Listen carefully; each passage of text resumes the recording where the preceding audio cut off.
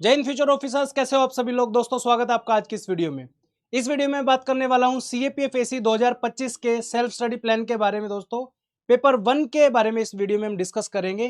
कैसे आप CAPF exam पहले ही प्रयास में विदाउट एनी कोचिंग जो है क्वालिफाई कर सकते हो। वीडियो थोड़ा सा लंबा रहेगा, आप सबसे एक रिक्वेस्ट है, प्लीज वीडियो को बिना स्किप किए पूरा एंड तक जरूर देखिए। काफी सारी चीजों के बारे में हम डिस्कस करेंगे दोस्तों, और अल्टीमेटली काफी बेनिफिट जो है आपको इस वीडियो से होने वाला है। Let's begin with today's video. इस वीडियो को जो लोग देखने वाले हैं उनको मैं 3 कैटेगरीज में डिवाइड कर रहा हूं। सबसे पहले वो बच्चे हैं जो फ्रेशर्स हैं, यानी कि जिन्होंने अभी जस्ट कॉलेज पास आउट किया है, या फिर जिन लोगों को पहले सीएपीएफ एग्जाम के बारे में नहीं पता था, फॉर्म 2024 में एग्जाम वगैरह नहीं दिया है। 2025 will be their first attempt, right. Repeaters बच्चे वो हैं जिन्होंने 2024 का एग्जाम दिया है, बहुत ज़्यादा नॉलेज नहीं है, बट स्टिल कुछ महीने 2-3-4 महीने तैयारी की है और एग्जाम दे के आए हैं, और अनफॉर्चुनेटली मार्क्स कम होने की वजह से एग्जाम क्वालिफाई नहीं होगा, और आप जो है 2025 में अपना नेक्स्ट अटेम्प्ट देने वाले हो। हार्डकोर रिपीटर्स वो है जिन्होंने ऑलरेडी सीएपीएफ एग्जाम 2 से 3 बार दिया है, 4 बार दिया है, या आप सीएससी की प्रिपरेशन कर रहे हो या स्टेट पीसीएस की प्रिपरेशन कर रहे हो, उसके साथ में जो है आप सीएपीएफ की भी प्रिपरेशन जो है स्टार्ट करना चाहते हो। तो 3 कैटेगरी के स्टूडेंट है, तीनों कैटेगरी के स्टूडेंट्स के लिए वीडियो बहुत इंपॉर्टेंट होने वाला है। एंड तक इस वीडियो को आपको जरूर देखना है, ठीक है। चलिए, इस वीडियो में हम जो जिन टॉपिक्स के ऊपर बात करेंगे वो टॉपिक है सीएपीएफ का जो 2024 का जो एग्जाम हुआ था उसका क्या रिव्यू है, मेरा क्या पॉइंट ऑफ व्यू है क्वेश्चंस को लेके। बेसिक इंट्रोडक्शन बताऊंगा मैं आपको एग्जाम के बारे में, ये फ्रेशर्स के लिए बेसिकली। नेक्स्ट आपका कंपटीशन कितने लोगों के साथ है उसके बारे में बात करेंगे। क्वेश्चंस के एनालिसिस के बारे में बात करेंगे दोस्तों। देन बात करेंगे बुक लिस्ट पेपर 1 और 2 के लिए क्या होनी चाहिए आपकी, कोचिंग करनी चाहिए नहीं करनी चाहिए, कोचिंग के बेनिफिट क्या होते हैं, कोचिंग के नुकसान क्या क्या होते हैं, उनके बारे में बात करेंगे। और लास्ट में एक छोटा सा प्यारा सा सरप्राइज मैंने आप सब लोगों के लिए रखा है, वो भी जो है हम डिस्कस करेंगे आगे बढ़ के, ठीक है। सबसे पहले मैं बात करना चाहूंगा 2024 का जो आपका एग्जाम का लेवल था। देखिए, सीएपीएफ एग्जाम के लिए मैं 2017 से पढ़ा रहा हूं, तो उससे पहले के भी एग्जाम्स के क्वेश्चंस मैंने देखे हैं, तो ऑलमोस्ट 6 से 7 साल का जो है एक्सपीरियंस मेरा है सीएपीएफ एग्जाम में। तो मैंने 2016 से ही जो है क्वेश्चंस को देखता हुआ मैं आ रहा हूँ, ठीक है। 2024 में जिस तरीके के क्वेश्चन आए हैं दोस्तों आपके, उससे पहले वाले जितने भी आपके एग्जाम हुए हैं, चाहे 2021 में हुए हैं, 22 में हुए हैं, 23 में हुए हैं, इवन 2016, 17, 18, काफी चेंज जो है देखने को आपको मिलेगा दोस्तों। 2016-17 में जो आपका पेपर आता था उसके मुकाबले 2024 टोटली डिफरेंट हो गया है आपका, ठीक है। रीजन बिंग, पहले जो है वन लाइनर क्वेश्चंस आपके आते थे, चाहे कोई भी सब्जेक्ट हो आपका, करंट अफेयर है, पॉलिटी है, ज्योग्राफी है, हिस्ट्री है, साइंस है, डायरेक्टली वन लाइनर स्टेटमेंट आपकी आती थी और डायरेक्टली आप इजिली जो है उन क्वेश्चंस को आंसर जो है कर सकते थे। मतलब मैं ये कहना चाहूंगा कि अगर कोई बच्चा जो अभी 2024 के लिए प्रिपेयर कर रहा है, अगर 2016 का पेपर आप देखोगे, इजिली वो बच्चा 150-160 नंबर बहुत प्यार से जो है ला सकता है, कोई बहुत बड़ा नंबर नहीं है, राइट। लेकिन 2024 का जिस तरीके का पेपर हमने देखा, काफी टफ था पेपर, बट उसमें भी काफी सारी चीजें ऐसी थी जो आप इजिली उनको सोल्व कर सकते थे। आगे क्वेश्चन जब हम देखेंगे तो उनके बारे में हम डिटेल में डिस्कस करेंगे दोस्तों। चलिए, नेक्स्ट है जो वो बिल्कुल फ्रेशर्स हैं, इनको सीएपीएफ एग्जाम के बारे में बिल्कुल आइडिया नहीं है, तो छोटा सा एक जल्दी से एक इंट्रो करा देता हूं मैं आपको सीएपीएफ एग्जाम से।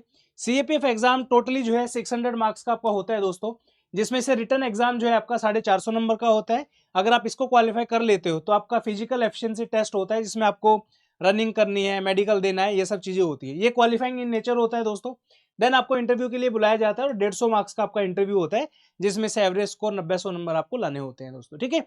रिटन एग्जाम की जब हम बात करते हैं तो इसमें 2 पेपर होते हैं, पेपर 1 और पेपर 2। ये दोनों ही पेपर आपके एक ही दिन हो जाते हैं, ठीक है। 450 को अगर मैं डिवाइड करूं तो पेपर 1 आपका 250 नंबर का होता है, पेपर 2 आपका 200 नंबर का होता है। पेपर 1 आपका ऑब्जेक्टिव टाइप होगा, ओएमआर शीट उसके अंदर भरनी होती है आपको। पेपर 2 के अंदर आपको राइटिंग करनी पड़ती है। ऐसे आप यूनिवर्सिटीज में एग्जाम लिखते हो अपना, वैसे ही सेम आपको यहाँ पे पूरा का पूरा पेपर लिखना पड़ता है दोस्तों, ठीक है। चलिए आगे चलते हैं। सिलेक्शन की अगर मैं बात करूं कि सिलेक्शन लेना कितना मुश्किल है सीपीएफ एग्जाम में, ओवरऑल अगर 600 मार्क्स का पेपर आपका टोटल आ रहा है, तो 600 में से अगर आप 350 नंबर ले आते हो तो शॉर्ट शॉर्ट आपका सिलेक्शन हो जाएगा। अब ये डिपेंड करता है वैकेंसीज के ऊपर। अगर वैकेंसी बहुत ज्यादा है, जैसे इस बार 506 वैकेंसी है, अगर आपके 350 नंबर आते हैं तो आप मान के चलिए रफली अराउंड टॉप 20-30 रैंक में आपका मार्क्स आ जाएंगे, ठीक है। लेकिन अगर वैकेंसीज कम है तो आप मान के चलिए आपका टॉप 30 में नहीं तो टॉप 100 में तो आप आ ही जाओगे 350 नंबर के साथ, ठीक है। अगर स्टूडेंट्स की बात करें तो 2 से लेकर 2.5 लाख बच्चे जो है इस एग्जाम के लिए फॉर्म भरते हैं, और अल्टीमेटली 1 से लेकर 1.25 लाख बच्चे जो है इस एग्जाम को देने जाते हैं, मतलब अपियर होते हैं इस एग्जाम के अंदर, ठीक है। चलिए वैकेंसीज की अगर मैं बात करूं, एवरेज वैकेंसी 300 से 400 के बीच में रहती है, वेरी करते हैं ईयर टू ईयर, किसी साल 350 आ जाती है, किसी साल 400 आ जाती है। इस बार आप लोग लकी थे, 506 वैकेंसीज थी, बट पेपर टफ बना दिए इस बार, ठीक है। तो वैकेंसी का आप जो लेवल हो 300 से 400 के बीच में मैक्सिमम आप मान के चलिए। आने वाले साल में देखते हैं कितनी वैकेंसी आपकी आने वाली है, ठीक है। चलो आगे चलते हैं। कितना स्कोर जो है आपका, एक आइडियल स्कोर होना चाहिए कि आपका एग्जाम में अच्छे से अगर आप करके आओ पेपर और आपका सिलेक्शन हो जाए। वही मैंने जो बताया आपको, 350 नंबर का टारगेट। पेपर 1 में आप 150 नंबर लेके आइए, पेपर 2 में 100 नंबर लेके आइए और इंटरव्यू में 100 नंबर लेके आइए। एक आइडियल कॉम्बिनेशन ये होना चाहिए। बाकी डिपेंड करता है बहुत सारी चीज़ों पे। हो सकता है कोई बच्चा जो है पेपर 1 में उसके 135 नंबर आ जाए, ठीक है, लेकिन पेपर 2 में 110 आ गए और इंटरव्यू में 105 आ गए, तो भी आपके 350 नंबर बन जाएंगे। ये वेरी करता है थोड़ा बहुत आगे पीछे, बट मेक श्योर आपका टारगेट जो है 350 से 360 नंबर का होना ही चाहिए, ठीक है। चलो अब बात करते हैं पेपर में क्वेश्चंस के एनालिसिस के बारे में, किस टाइप के क्वेश्चन कितने आते हैं।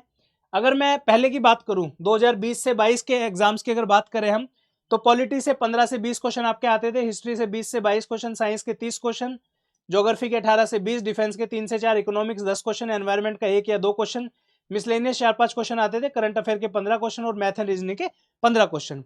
ये जो है ये ऑलमोस्ट 3 से 4 साल जो है ये स्ट्रक्चर रहा है आपका, 2018, 19, 20, 21 इन सालों के अंदर। 2024 की अगर मैं लेटेस्ट बात करूं तो पॉलिटी के इस साल जो है 12 क्वेश्चन थे, हिस्ट्री के कम करके 15 क्वेश्चन कर दिए, साइंस के सेम ऑलमोस्ट 28 से 30 क्वेश्चन ही आपके आते हैं। डिफेंस का इस बार एक भी क्वेश्चन नहीं था अगर ढंग से आप देखोगे तो। ज्योग्राफी के 18 क्वेश्चन थे, इकोनॉमिक्स के 12 क्वेश्चन थे। यहाँ पे इकोनॉमिक्स का वेटेज बड़ा है, यहाँ पे आप देखोगे 10 क्वेश्चन थे। इससे पहले जो है और ये 6-7 क्वेश्चन हुआ करते थे, तो इकोनॉमिक्स का लेवल यहाँ पे बड़ा है दोस्तों, ठीक है। एनवायरमेंट का इस बार एक भी क्वेश्चन नहीं था, ज्योग्राफी में आप इंक्लूड कर सकते हो उसको। मिसलेनियस 4-5 आपके क्वेश्चन थे, जैसे कंप्यूटर के इस बार 2 क्वेश्चन इन्होंने ऐड कर दिए थे, ठीक है। उसके बाद करंट अफेयर के 18 क्वेश्चन आपके यहाँ पे हैं। मैथ एंड रीजनिंग का वेटेज यहाँ पे बड़ा है, पहले 15 क्वेश्चन आते थे, 5 क्वेश्चन बढ़ा के 20 क्वेश्चन यहाँ पे कर दिए हैं दोस्तों, ठीक है। चलिए अब बात करते हैं कि पेपर 1 का सिलेबस एक्चुअली में कितना बड़ा है, ठीक है। क्या उसको एक साल में हम कवर कर सकते हैं दोस्तों? बिल्कुल कवर कर सकते हैं। सीएपीएफ एसी एग्जाम एक ऐसा एग्जाम है, मैं खुले उससे बोल रहा हूँ, इसमें कोई भी छुपाने वाली बात नहीं है।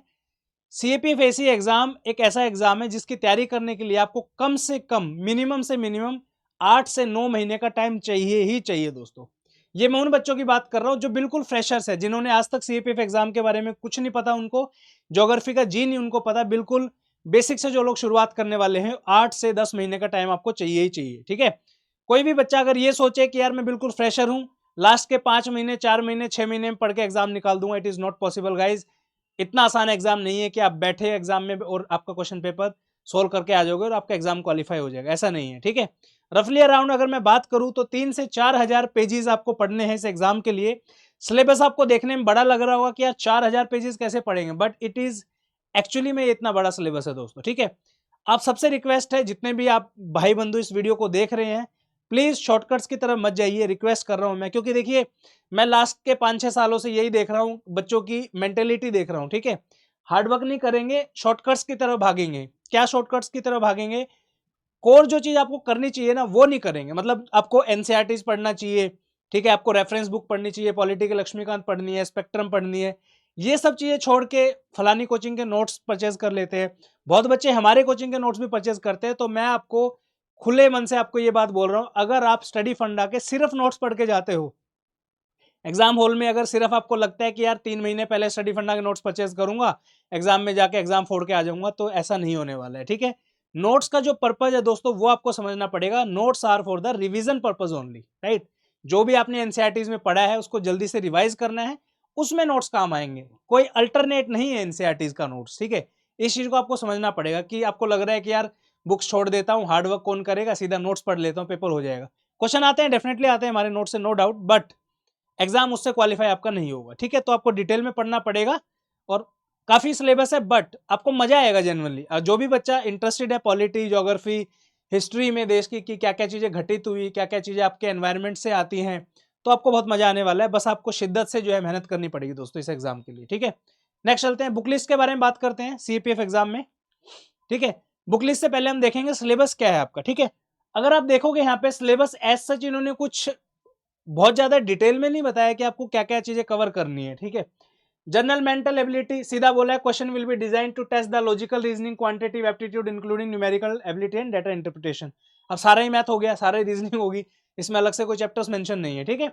इस तरीके से आप देखोगे पूरा का पूरा सिलेबस जो है आपको इसी तरीके से आपको देखने को मिलेगा, ठीक है।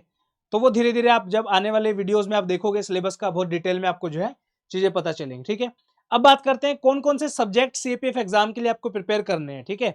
यहाँ पे आप देखोगे टोटल 10 सब्जेक्ट है। सबसे पहले मैंने डाला है पीवाईक्यूज ऑफ यूपीएससी एग्जाम्स। अगर आपको सीपीएफ एग्जाम 2025 में पहली ही बार में क्वालिफाई करना है, मेक श्योर आपकी यूपीएससी एग्जाम के जितने भी एग्जाम आसपास के होते हैं वो मैं आपको बता दूंगा कौन कौन से एग्जाम है।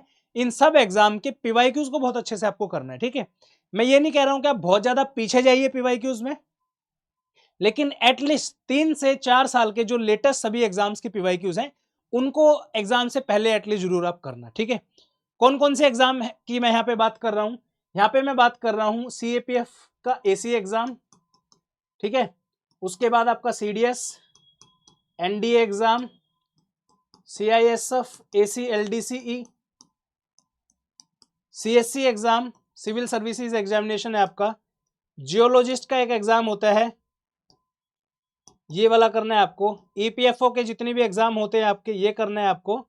इसके अलावा और छोटा मोटा जो भी एग्जाम होता है, ज्यादा नहीं, एटलीस्ट 3 से 4 साल के जो लेटेस्ट है, यानी कि 2024 के सारे एग्जाम, 2023 के, 22 के, 21 के, एटलीस्ट 4 से 5 साल के आप पूरे के पूरे पीवाईक्यूज करिए, बहुत ज्यादा आपको एडवांटेज होने वाला है, ठीक है। तो सबसे पहले हम देखेंगे पीवाईक्यूज की इंपॉर्टेंस क्या है, देन हम पॉलिटी के बारे में बात करेंगे, geography, history, science, economics, math and reasoning, current affair, environment और डिफेंस के बारे में दोस्तों, ठीक है।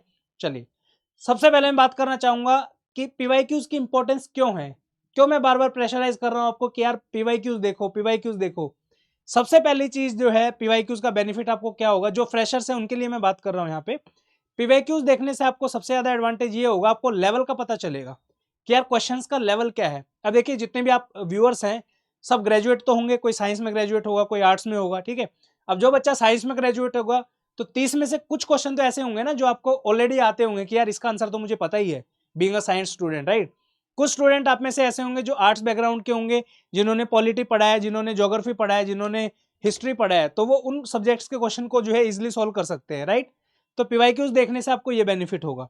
एक एग्जाम्पल के तौर पर समझते हैं, ये क्वेश्चन आपका आया था, the isotope of which among the following element is used in the treatment of cancer. CAP 2024 का क्वेश्चन है, साइंस का क्वेश्चन है, तो आंसर इसका है कोबाल्ट, ठीक है। सेम क्वेश्चन पूछा गया था आपका सीएपी फेसी एग्जाम 2015 में, आइसोटोप ऑफ कोबाल्ट और ट्रीटमेंट ऑफ कैंसर, ठीक है। ये डायरेक्टली आपका रिपीटेड क्वेश्चन है, मतलब देखिए ऐसा बहुत कम होगा कि बिल्कुल same to same, line to line, word to word आपको क्वेश्चन देगा यूपीएससी, बट पीवाईक्यूज में कहीं ना कहीं उस क्वेश्चन का आपको डिटेल जरूर मिल जाएगी। मतलब पीवाईक्यूज आप सोल्व करोगे तो 200% ये क्वेश्चन सोल्व करने के बाद आपके आने वाले जो क्वेश्चन होंगे उनको आप गारंटीड एग्जाम में करके आओगे, ठीक है। तो ये क्वेश्चन है, इसमें आप देख सकते हो ये क्वेश्चन है 66 क्वेश्चन। ये है यूपीएससी ऑल इन वन, एक स्टडी फंडा का एक इनिशिएटिव है, इसके बारे में हम आगे बात करेंगे। तो यहाँ पे आप समझिए पहले ये वाला क्वेश्चन आप देखोगे सीएपीएफ एसी 2016 का क्वेश्चन है। यहाँ पे भी आप देखोगे आइसोटॉप और उसकी एप्लीकेशन के बारे में क्वेश्चन है। यहाँ पे आपका कोबाल्ट दिया हुआ है और यहाँ पे आपका जो है ट्रीटमेंट ऑफ कैंसर दिया हुआ है, ठीक है। तो ये भी सेम क्वेश्चन आप कह सकते हो कि रिपीटेड क्वेश्चन है। तो 2 क्वेश्चन तो सिर्फ सीएपीएफ के हैं, इसके अलावा ये वाला क्वेश्चन शॉर्ट 200% एनडी में भी आया होगा, सीडीएस में भी आया होगा, ठीक है, और अदर एग्जाम्स में भी आया होगा। तो आप देख सकते हो अगर आपने पीवाईक्यूज की प्रैक्टिस की होती है, पीवाईक्यूज को देख के आप गए होते तो इस तरीके के क्वेश्चन आपके गलत नहीं होते। ऑल्दो मैं नहीं कह रहा कि बहुत मुश्किल क्वेश्चन है, बट स्टिल जो फ्रेशर्स हैं, जो नए बच्चे हैं, उनके लिए एक थोड़ा सा एडवांटेज रहेगा अगर आप पीवाईक्यूज को प्रैक्टिस करके जाओगे तो, ठीक है। लेट्स से अनदर क्वेश्चन, ये हिस्ट्री का क्वेश्चन है आपका दोस्तों, व्हाट इज नालाइरा दिव्य प्रबंधनम, ठीक है। ये क्वेश्चन है, ये एनसीईआरटी की थीम जो है आपकी, वहां से क्वेश्चन ये लिया गया है, डायरेक्ट है, ठीक है। अब देखोगे you won't believe guys, who was were the 10th century composer of the Nalayira Divya Prabandham. CDS 1 2018 का क्वेश्चन है, अलवार्स जो है इसका आंसर आना है। और यहाँ पे अगर आप सिर्फ अलवार्स को जो है क्लिक कर दो कि यार इसका अलवार आंसर होगा तो आपके सारे ऑप्शन एलिमिनेट हो जाएंगे, ठीक है, ए आंसर आ जाएगा आपका तुरंत। और सरप्राइजिंगली बात क्या है, बिल्कुल सेम टू सेम यही क्वेश्चन आपका यूपीएससी ऑल इन वन में हमने कवर किया है, यूपीएससी जियोलॉजिस्ट एग्जाम 2024 में जैसे हुआ है। क्या स्टेटमेंट है देखिए, which among the following statement is are correct, Nalayira Divya Prabandham is an anthology of Alvar saint composition. First statement यूं की यूं उठा के जो है यहां से दे दी इन्होंने, ठीक है। देखिए आप ध्यान से एक बार पढ़िए, ठीक है।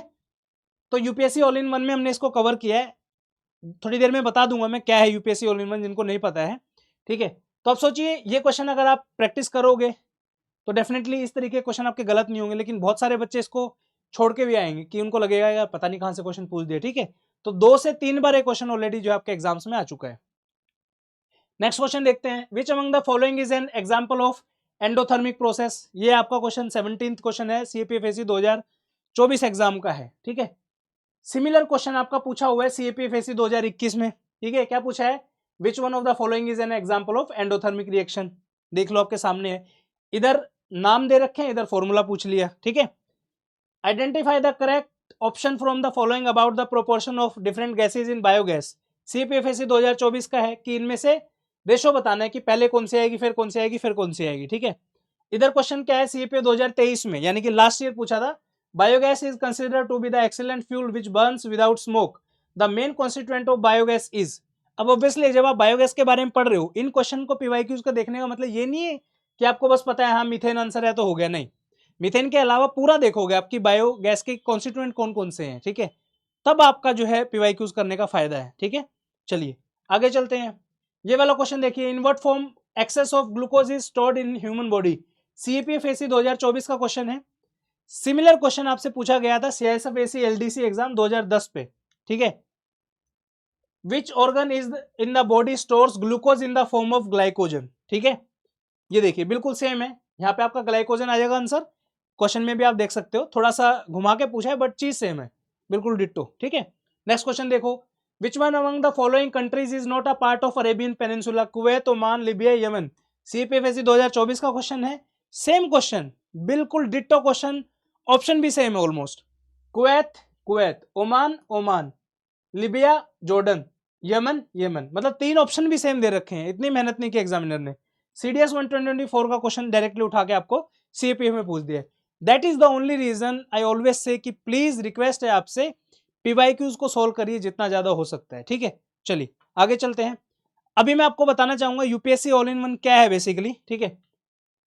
अभी आपने देखा जैसे ये वाला क्वेश्चन है, फॉर एग्जांपल ह्यूमन बॉडी का एक ये क्वेश्चन है, ठीक है।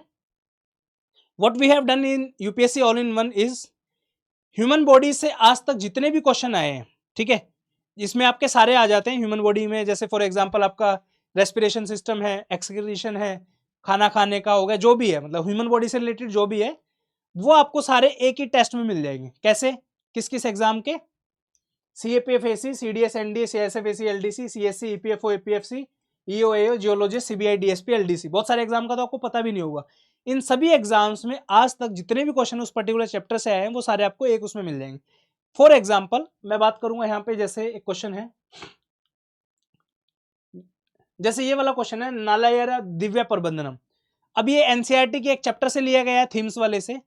उस पर्टिकुलर चैप्टर से आज तक मान लो 50 क्वेश्चन आए हैं टोटल अलग अलग एग्जाम में। एक क्वेश्चन आया होगा जैसे ये सीएपीएफएससी 2024 का, एक क्वेश्चन आया होगा सीडीएस 12018 का, एक क्वेश्चन आया है आपका जियोलॉजिस्ट एग्जाम 2024 का। ये सब के सब क्वेश्चन जो है एक ही टेस्ट में मिल जाएंगे। इसका डबल एडवांटेज है आपको, जो बिल्कुल फ्रेशर्स हैं वो आप उन टेस्ट के थ्रू क्वेश्चंस को देख सकते हो कि कैसे क्वेश्चन यूपीएससी पूछ रहा है बार बार में। दूसरा एडवांटेज ये है, फॉर एग्जांपल आपने ये चैप्टर पढ़ा पर्टिकुलरली एनसीईआरटी से, जाके आपको प्रैक्टिस करनी है, go to UPSC all in one, ये पर्टिकुलर चैप्टर ओपन करिए, सारे के सारे क्वेश्चन लगाइए, यू आर रेडी, ठीक है। आपने वो क्वेश्चन सोल्व किए हैं जो यूपीएससी ने पूछे हैं। क्वेश्चन ऐसा नहीं कि 2-3-4 क्वेश्चन आए, 40 question, 30 question, 20 question, solar system है जैसे फॉर एग्जांपल 50 क्वेश्चन पूछे हैं उसमें आज तक। तो ये एडवांटेज है आपको। तो इसका जो है, this is India's only initiative, जो ऑनलाइन आपको अवेलेबल मिल जाएगा यूपीएससी डेडिकेटेडली सभी एग्जाम्स के लिए। ऑनलाइन में कोई भी इनिशिएटिव ऐसा नहीं है, आप जाके इसको चेकआउट कर सकते हो स्टडी फंड ऐप पे इफ यू आर इंटरेस्टेड। कोई प्रेशर नहीं है, कोई बर्डन नहीं है, आपकी चॉइस है। अगर आपको ईयर वाइज करने हैं तो यूपीएससी की वेबसाइट पे जाइए, पेपर डाउनलोड करिए, इसमें सॉर्टेड चीज आपको मिल जाएंगे। आपको ज्योग्राफी के देखने हैं, ज्योग्राफी का, सोलर सिस्टम का देखना है, सिर्फ सोलर सिस्टम का आप देख सकते हो, रिवर देखनी है, रिवर देख सकते हो, सॉइल देखनी है, सॉइल देख सकते हो। तो उस हिसाब से डिवाइडेड है, ठीक है।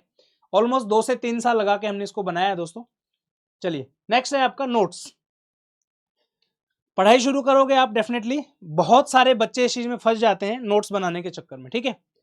प्लीज हाथ जोड़ के रिक्वेस्ट है आप सब लोगों से, कोई नोट्स आपको नहीं बनाने हैं, एटलीस्ट इनिशियल टाइम पे मत बनाइए। रीजन बीइंग, मैंने देखा है जनरली बहुत सारे बच्चों को देखा है एनसीईआरटी पढ़ने बैठेंगे, साथ के साथ में एक कॉपी रख लेंगे, जो भी पढ़ रहे हैं वो सेम टू सेम उस कॉपी में उतार रहे हैं, ठीक है। It is of no use. Example के तौर पे समझते हैं। फॉर एग्जाम्पल आप पहला चैप्टर पढ़ रहे हो सोलर सिस्टम का, ठीक है, पूरा सोलर सिस्टम आपने पूरा लिखा, सोलर सिस्टम का ओरिजिन कैसे हुआ, उसके बाद आप सारे के सारे प्लेनेट बना रहे हो, फिर आप इनर प्लेनेट क्या होता है, आउटर प्लेनेट क्या होता है, उन सब चीज़ों को उसमें लिख रहे हो, सुंदर सुंदर डायग्राम बना रहे हो, अपना प्लेनेट्स के डायग्राम बना रहे हो। इट इज़ टोटली वेस्ट यार। आपके एग्जाम में सीधा जो क्वेश्चन आएगा, पूछेगा इनर प्लेनेट कौन कौन से हैं, वो आपके यहाँ पे होना चाहिए इंस्टेड ऑफ आपके पेजेस में। समझ रहे हो? रिविजन पे ज़्यादा ध्यान दीजिए ताकि वो चीज़ आपके यहाँ पे आ सके इंस्टेड ऑफ उन पेजेस के। मेक श्योर जितने कम पेजेस आपको यूज करने हैं। नोट्स हमेशा उस चीज के बनाए जाते हैं जो आप भूल जाते हो और जो फैक्चुअल चीजें होती हैं, ठीक है। अब इनर प्लेनेट है, 4 पहले वाले इनर हो गए, पीछे वाले 4 आउटर हो गए, सिंपल है। इसको भी अगर आपको नोट्स बनाने की जरूरत पड़ रही है, बार बार में लिखने की जरूरत पड़ रही है, तो क्या पढ़ाई कर रहे हो आप, राइट। तो please don't make any notes at least in the first revision या फर्स्ट रीडिंग, ठीक है। 3 से 4 बार चीजों को रिवाइज करो, उसके बाद नोट्स बनाओ। रीजन बीइंग, फर्स्ट टाइम में आप पढ़ते टाइम अगर उनके नोट्स बनाओगे ना, तो अच्छे से आप सिलेबस कवर कर पाओगे, पहली चीज, क्योंकि आपका टाइम सारा नोट्स बनाने में चला जाएगा। दूसरी चीज, अगर एनसीईआरटी की बुक 150 पन्नों की होगी तो आपके नोट्स 100 पेजेस के हो जाएंगे, जबकि 150 पन्नों की जो बुक है आपकी, उसमें से मैक्स टू मैक्स 15 से 20 पेजेस के नोट्स आपके होने चाहिए, उससे ज्यादा होने ही नहीं चाहिए, ठीक है। तो ये चीज ध्यान रखना है, नोट्स आपको नहीं बनाने हैं। Please save your time. ये चीज आपको कोई नहीं बताएगा, but it is mandatory to tell. Next है आपका कि सिलेबस का क्या टारगेट हम रखें। जितने भी बच्चे सेल्फ स्टडी कर रहे हैं, आप में से बहुत सारे स्टूडेंट ऐसे जिनको जेन्युइनली कोचिंग की जरूरत ही नहीं है यार। Don't waste your money, please go to the directly NCERT books, reference book, multiple time उन्हीं बुक्स को पढ़िए। मैं उन बच्चों की बात कर रहा हूं जिनके सीएपीएफएससी 2024 में 80 नंबर से लेकर 90 नंबर या 100 नंबर तक बन रहे हैं, ठीक है। आप क्रीम हो जेन्युइनली, ठीक है, आप वो हीरा हो जिसको थोड़ा सा तराशना है, उसकी वैल्यू बढ़ जाएगी, यानी कि एग्जाम क्वालिफाई हो जाएगा, ठीक है। कोई कोचिंग की जरूरत आपको नहीं है, जाके डायरेक्टली बुक्स के अंदर लगी, आपने देख लिया है, कोचिंग भी करके देख ली होगी अलग अलग, ठीक है। सिर्फ और सिर्फ आपको क्या जरूरत है, एनसीईआरटी की बुक पढ़ो, रेफरेंस बुक पढ़ो, पॉलिटी की डिटेल में पढ़ो, मल्टीपल टाइम पढ़ो, 10 बार पढ़ो, 20 बार पढ़ो, 50 बार पढ़ो, फिर आपके सीधा जो है प्रैक्टिस करो। प्रैक्टिस कहाँ से? टेस्ट सीरीज ज्वाइन कर सकते हो, कोई भी, मैं नाम नहीं लूंगा किसी का, जो आपका मन करे वो टेस्ट सीरीज ज्वाइन करिए। UPSC all in one join कर सकते हो, choice is yours, but don't waste your precious time, ठीक है। You are ahead of competition. अब बात करते हैं सब्जेक्ट स्पेसिफिक कि किस सब्जेक्ट में क्या आपको पढ़ना है। सबसे पहले आप देखोगे पॉलिटी में 700 से 800 पेजेस की आपकी बुक है जो आपको ढंग से पढ़नी है, ठीक है। अब जितने भी फ्रेशर्स बच्चे हैं उनको थोड़ी सी दिक्कत आती है पॉलिटी पढ़ने में, क्योंकि काफी सारी टर्म ऐसी हैं जो आपको समझ में नहीं आएंगी। For example, what is parliament, what is federalism, ठीक है, what is quasi judiciary bodies, ठीक है, व्हाट आर रिट्स, तो ये समझने में थोड़ा सा दिक्कत आती है। आप अगर सेल्फ स्टडी कर रहे हो तो यूट्यूब की हेल्प ले सकते हो, चैट जीपीटी की हेल्प ले सकते हो। यूट्यूब पे बहुत सारी प्लेलिस्ट आपको मिल जाएंगी। एक प्लेलिस्ट अमित सर की है, स्टडी आईक्यू में पढ़ाते हैं, बहुत अच्छा जो है प्लेलिस्ट उन्होंने बनाया है, वो वीडियोस आप जाके सारी देख सकते हो, मजा आएगा आपको पढ़ने में, ठीक है। तो पॉलिटी के लिए आप लक्ष्मीकांत पढ़िए। उससे पहले अगर आपके पास टाइम है, जो बिल्कुल फ्रेशर बच्चे हैं मैं उनकी बात कर रहा हूँ, please go with this book, Indian constitution at work.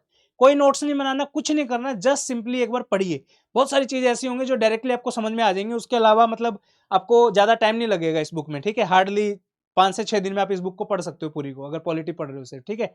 इस बुक को पहले कवर करिए जो फ्रेशर्स है, देन गो टू पॉलिटी। जो बच्चे रिपीटर्स हैं या hardcore repeater, I don't think so कि आपको इस बुक को पढ़ने की जरूरत है, आपको ऑलरेडी सब चीजें पता है। You can directly jump to this Indian polity, ठीक है। एक और मन में आपका जो वहम है वो मैं निकाल देना चाहता हूं कि यार मैंने तो पॉलिटी ऑलरेडी 5-6 बार पढ़ी है, 7 बार पढ़ी है, 10 बार पढ़ी है।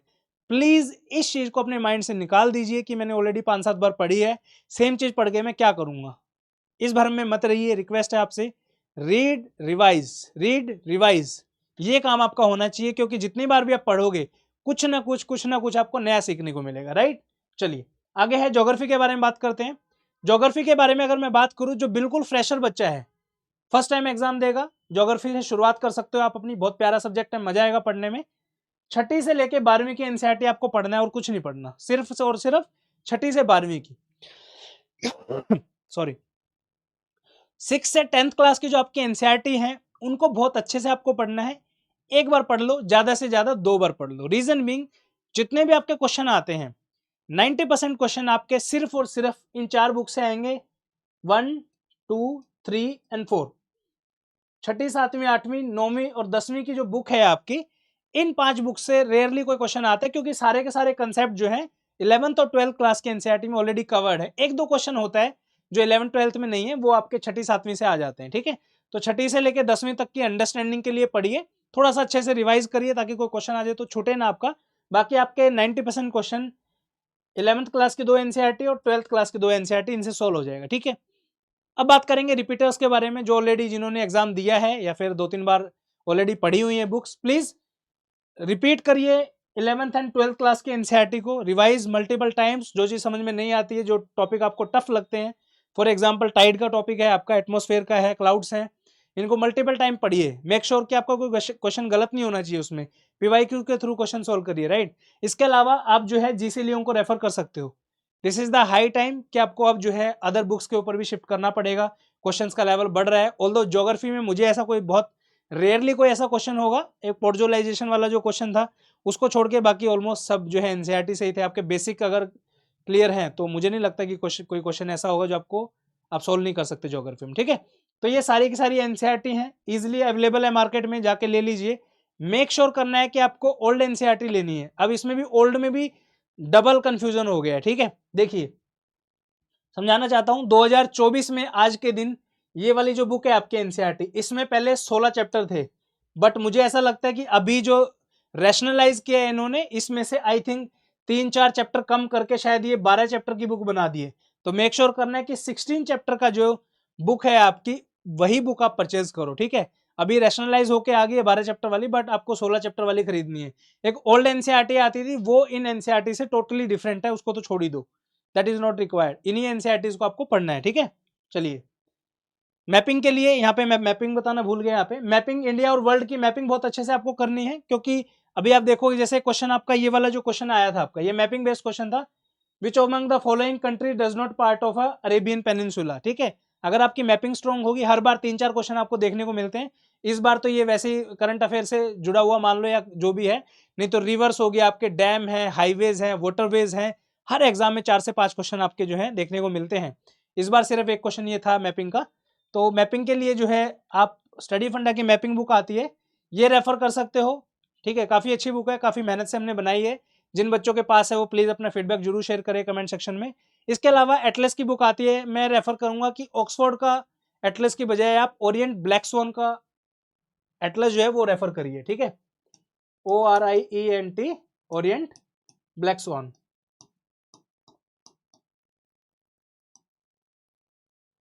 दोनों ही बुक फ्लिपकार्ट पे ऑनलाइन मार्केट में, ऑफलाइन मार्केट में आपको अवेलेबल हो जाएंगी।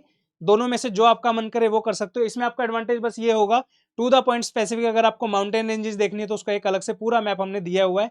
यहाँ पे आपको जो है हर स्टेट वाइज अलग से माउंटेन का मैप ढूंढना पड़ेगा। ठीक है, चलिए आगे चलते हैं।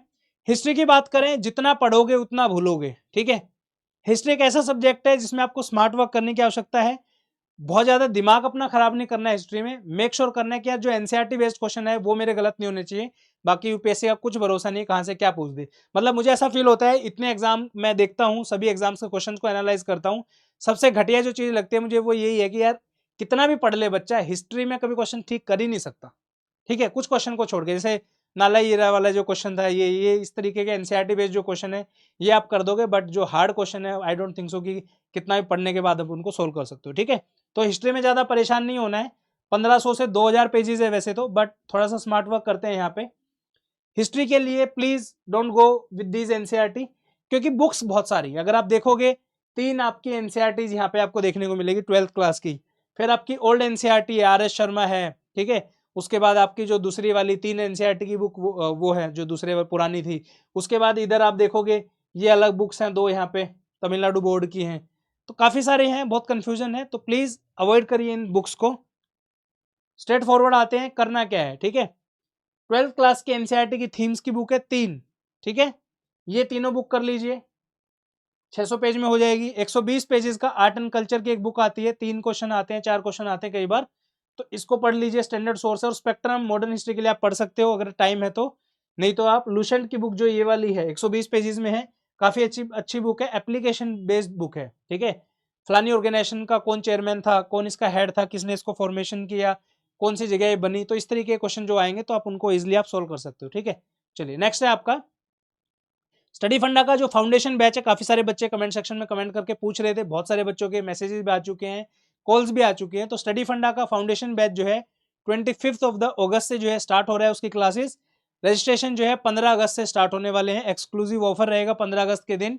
तो जितने भी बच्चे इंटरेस्टेड हैं इस फाउंडेशन बैच के लिए तो आप एनरोल कर सकते हो 15 अगस्त को। सबसे खास बात पूरे इंडिया में इस कोर्स की ये रहेगी, इस कोर्स के अंदर आपको लेटेस्ट लेक्चर मिलेंगे। ऐसा नहीं है कि पुराने लेक्चर रिकॉर्डेड जो है वही के वही डाल दिए, नहीं, बिल्कुल नए लेक्चर बनेंगे इसमें सारे के सारे। अगर आपको लेटेस्ट पढ़ना है on the basis of latest pattern, जो भी चेंज हुआ है, जो भी क्वेश्चंस चेंज हुए हैं, वो सब हम जो है लेटेस्ट कोर्स के अंदर कवर करेंगे। तो आपकी चॉइस है अगर आप ज्वाइन करना चाहते हो तो। ठीक है, साइंस की बात करेंगे 30 क्वेश्चन जनरली जो है आते हैं यहाँ पे। 25 से 27 क्वेश्चन ऐसे हैं जो आपके इन दो एनसीईआरटी से कवर होते हैं, 9th और 10th क्लास के एनसीईआरटी से। 500 से 600 पेजेस हैं।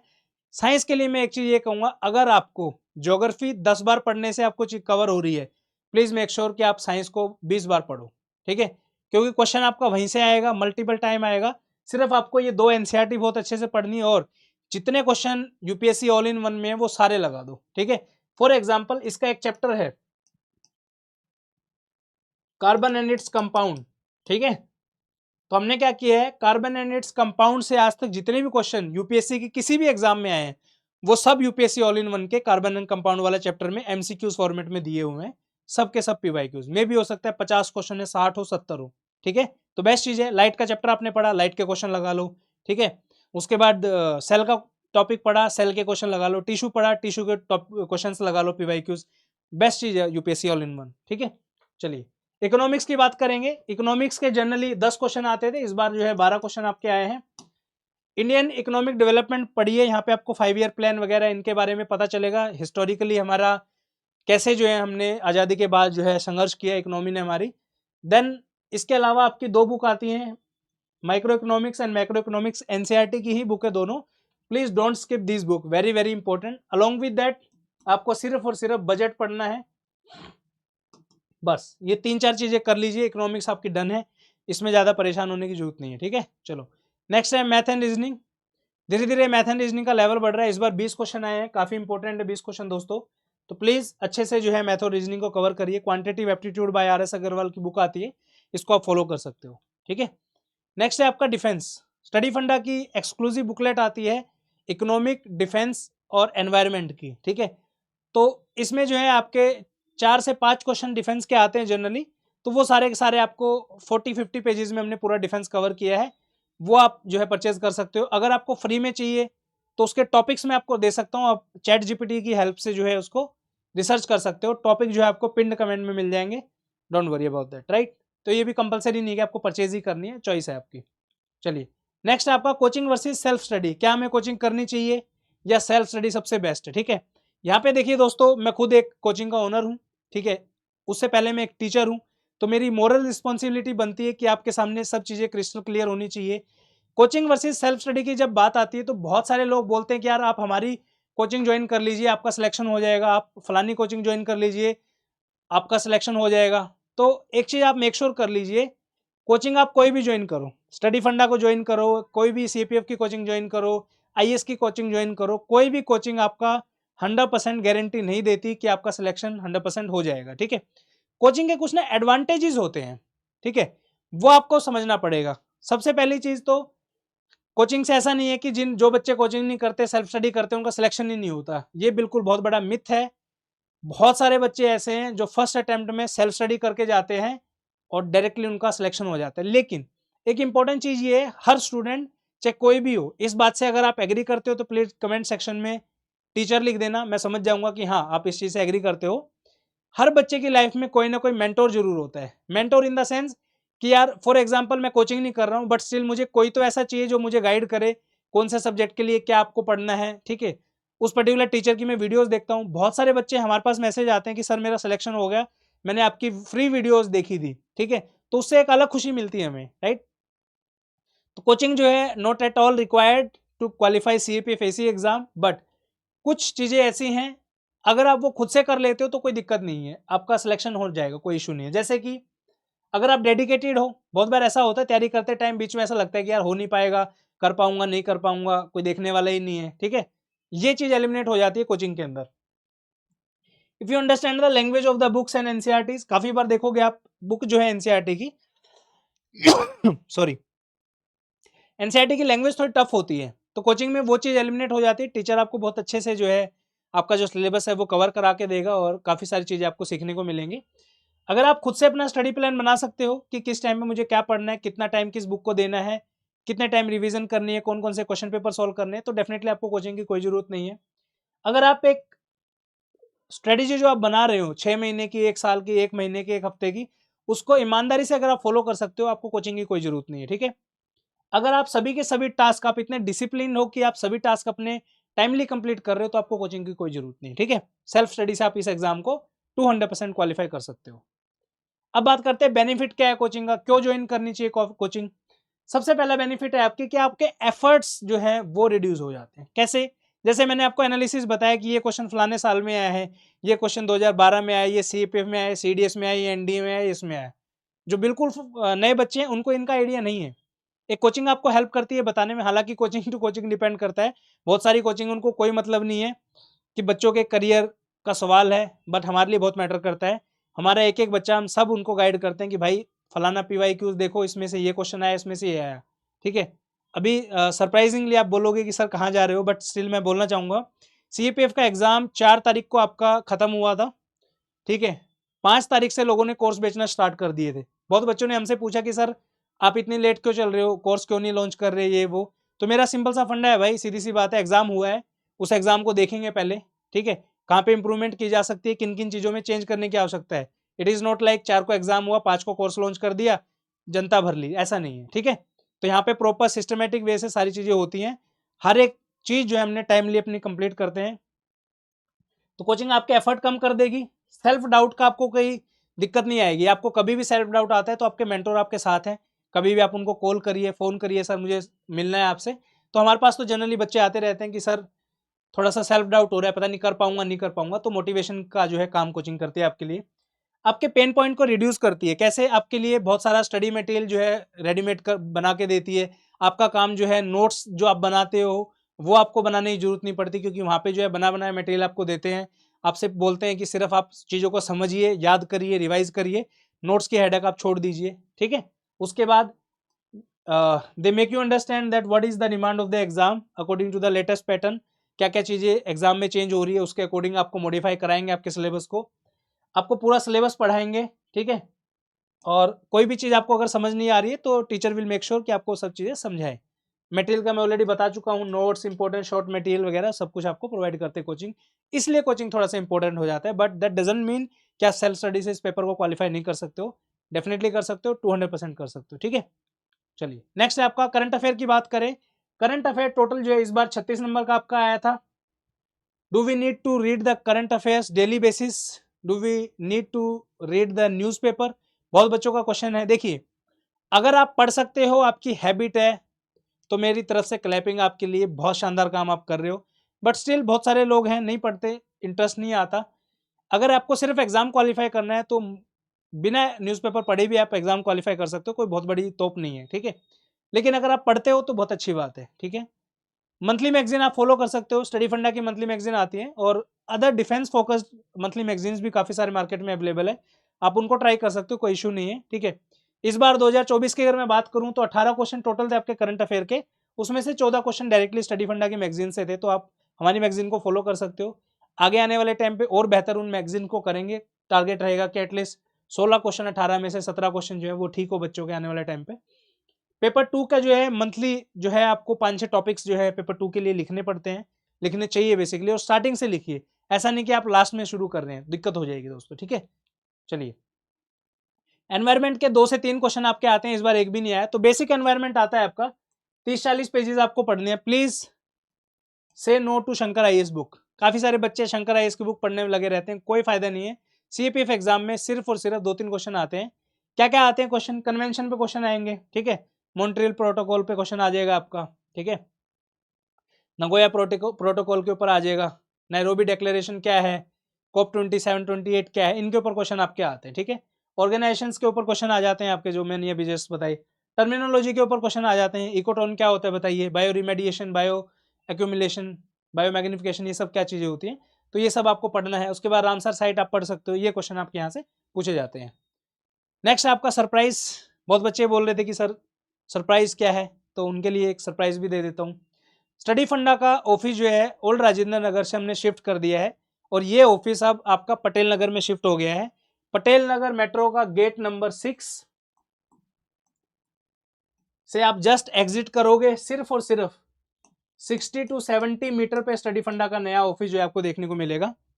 सबसे प्रिसाइज लोकेशन की अगर मैं बात करूं, गेट नंबर 6 के मेट्रो स्टेशन से आप एग्जिट करिए, थोड़ी सी दूर चलोगे 50-60 मीटर, लेफ्ट में जस्ट टर्न आपको करना है। नेक्स्ट आईएएस के अपोजिट वाला जो रोड है उस पे, यहाँ पे आपको आकाश बुक सेंटर नाम का एक बुक शॉप दिखेगा, बहुत बड़ा है, एकमात्र बुक शॉप है आपका पटेल नगर में जो इतना बड़ा है और बढ़िया है, ठीक है। इसके जस्ट ऊपर ये आपको जो विंडो दिख रही है, यहाँ पे हमारा ऑफिस है। काफी सारे बच्चे जो है इंक्वायरी के लिए आने लगे हैं, तो आपका मोस्ट वेलकम है तहे दिल की गहराइयों से। मैं नहीं कह रहा कि आप हमारा कोई कोर्स ज्वाइन करिए, प्लीज आइए, स्वागत है आपका, अपने डाउट्स लेके आइए, कैसे तैयारी करनी है, सेल्फ स्टडी वाले आइए, जो भी आपका डाउट है आप प्लीज ऑफिस में आके पूछ सकते हैं, मैं हमेशा अवेलेबल रहता हूँ आप सब लोगों के लिए। एक ही रिक्वेस्ट है, आने से पहले जो बता जरूर दीजिए ताकि मैं उस टाइम पे आपके लिए अवेलेबल रह सकूँ। सरप्राइज ये है दोस्तों, जितने भी बुक्स मैंने आपको बताई यहाँ पे, ठीक है, अब देखोगे यहाँ पे जितनी भी ये बुक्स मैंने आपको दिखाई है, ये सारी की सारी बुक जो है आप आकाश बुक सेंटर से ऑर्डर कर सकते हो, इंक्लूडिंग स्टडी फंडा की मैपिंग बुक, पॉलिटी की लक्ष्मीकांत, एनसीईआरटी, ज्योग्राफी वगैरह, जो भी आपको बुक जो है परचेज करनी है, ठीक है। अब आप बोलोगे कि सर इसमें आपका कट होगा, तो कट की मैं आपको एक बात बता देता हूँ। ये बुक सेंटर जस्ट मेरे नीचे है, ठीक है, तो इनके साथ मैंने बात करके आप लोगों के लिए स्पेशल रिक्वेस्ट किया इनसे कि भाई स्टूडेंट आपके पास आएंगे, स्टडी फंडा का नाम लेके आएंगे, तो आपको अलग से इनको कुछ ना कुछ स्पेशल ऑफर देना पड़ेगा। तो सभी बुक्स के ऊपर एक्सक्लूसिव, एग्जाम्पल के तौर पे मैं बता रहा हूं, कोई भी एनसीईआरटी की बुक आप पूरे इंडिया में किसी भी शॉप से परचेज करिए, अगर किसी बुक का प्राइस 100 रुपीज एमआरपी है तो वो बुक आपको 100 रुपीज में ही मिलेगी। ऑनलाइन पोर्टल की तो मैं बात ही नहीं कर रहा हूँ, यहाँ पे ऑफलाइन बुक सेंटर्स की मैं बात कर रहा हूँ। दुकान पे जाइए, बोलना सर मुझे ज्योग्राफी की 11th क्लास की बुक दे दीजिए, 100 रुपये एमआरपी, तो वो आपको 100 की ही पड़ेगी। एनसीईआरटी की कोई भी बुक आपको परचेज करनी है, एक्सक्लूसिव 10% डिस्काउंट आपके लिए उसमें हो जाएगा। अब आपको लगेगा 100 की बुक है 90 मिल गई तो कौन सा बड़ी बात है, ठीक है। पूरा सीएपीएफ का पैकेज लीजिए इनसे आप, ठीक है, पूरा जो है एनसीईआरटी का बंडल बनवाइए। कहीं बाहर से लेंगे, मान लो 1000 रुपये का पड़ रहा है, तो आपको यहाँ पे 900 रुपये का मिलेगा, 10% डिस्काउंट है। मेरा पर्सनली, भगवान कसम मैं झूठ नहीं बोलता हूँ, कोई पर्सनली मेरा कोई वो नहीं है, बस मुझे ये था कि आप लोगों को कुछ ऐसे रिलायबल जगह से मिलवा दूं ताकि आप वहां से अपना सारा का सारा काम कर सकते हो, ठीक है। दिल्ली में जितने भी लोग हैं डायरेक्टली आप आइए, स्टडी फंडा का नाम लीजिए, ऊपर ऑफिस है तो ऑब्वियसली आप बोल सकते हो कि सर ने भेजा है, ठीक है।